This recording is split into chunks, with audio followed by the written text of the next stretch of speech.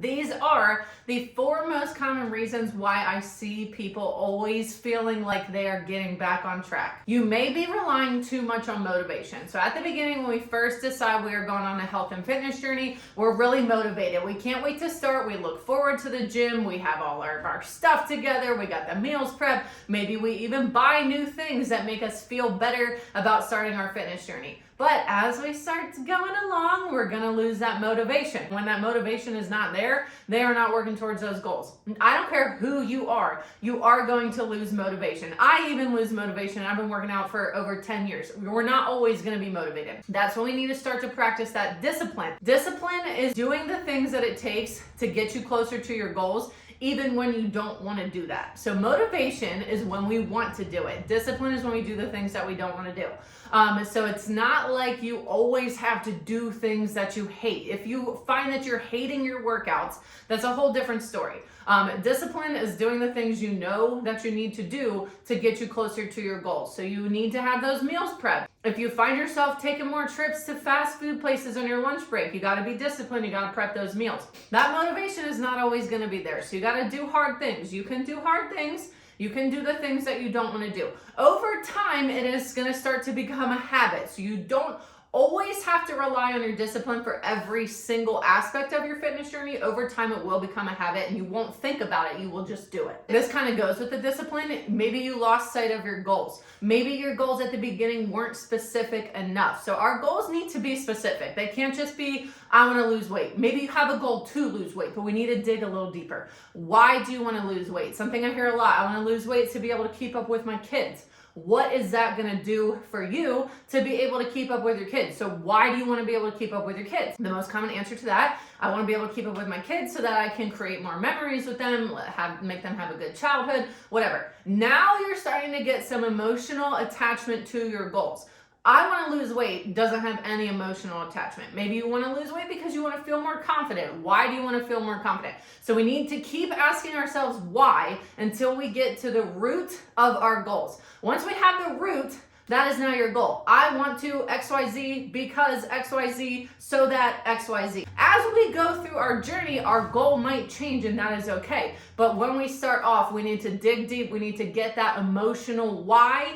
Once you get more in depth, we need to keep sight of those goals. So something we say a lot is to write it down and put it somewhere that you will see all the time. Now, I know once I see things a certain amount of time, I kind of start to look past it. So if I would set my goal as my phone background, I'm going to start to not notice it. So we need to move it around too. Maybe you want to put it on your fridge. Maybe you want to put it on your bathroom mirror. Maybe you want to put it in your car somewhere. Maybe you want to put it on a notebook or your computer monitor. Have a couple different places that you rotate that goal around so that it always stays fresh and you see that goal every day. Another common thing is that you are doing too much. So the next two, they kind of go hand in hand. They lead into like getting burnt out.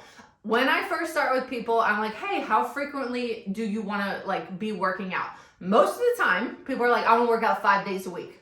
Awesome. Are you going to be able to sustain 5 days a week forever? Probably not.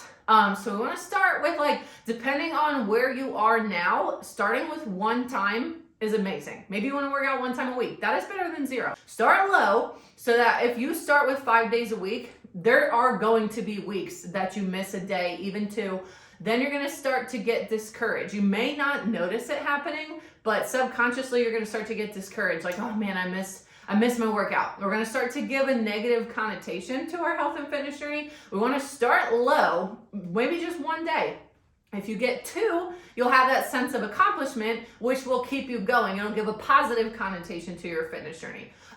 You may find that after that 1 day a week, you might enjoy your exercise and you may want to add more days. Maybe we're up to 3 now. That's amazing. So just because you start at 1 doesn't mean you always have to stay at 1. So start low and do more as your schedule allows. Once you start to get discouraged, you're going to be like, well, I missed that day, so I might as well just miss all the other days anyway. So start low. The last one is you tend to have a binge and restrict mentality. So when we first start, I know a lot of people have the ambition to completely cut out certain things. Maybe it's soda, maybe it's candy, maybe it's carbs, whatever.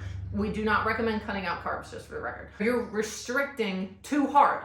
We want to start with where we are now and take baby steps. It is a long journey. It's going to take you a long time. If you want your fitness goals to sustain, which I don't know very many people that want quick fixes and want to gain it all back plus some. If you want to sustain your results, we need to turn those behaviors into habits. This is a very drastic example. Maybe you're drinking 5 sodas a day. The goal would not be to completely cut out 5 sodas a day, like to go from 5 to 0, because you're going to get cravings, you're going to binge, and then you're going to end up maybe drinking like 10 sodas a day because you want it so bad. So if you're at 5, we want to start with 4. Once you feel like you can sustain 4 sodas a day forever, then we're going to go down to 3. Once you feel like 3 is sustainable, we're going to go down to 2, and so on. So we want to take baby steps instead of the all or nothing mentality, because the all or nothing mentality is not going to get us to our goals. I've seen that plenty of times. We want to take baby steps so that we don't feel like we need to rebel against our program. We want to embody it into our habits so that we are leading a healthy lifestyle and we're not just crash dieting to get to those goals. A bonus tip is you want to enjoy the process, which is why we want to take baby steps, because if you go all or nothing, you are not going to enjoy it, because you're taking one drastic lifestyle and transitioning to the next drastic lifestyle. You are used to this lifestyle, so this lifestyle is not going to be enjoyable. We want to take baby steps so that we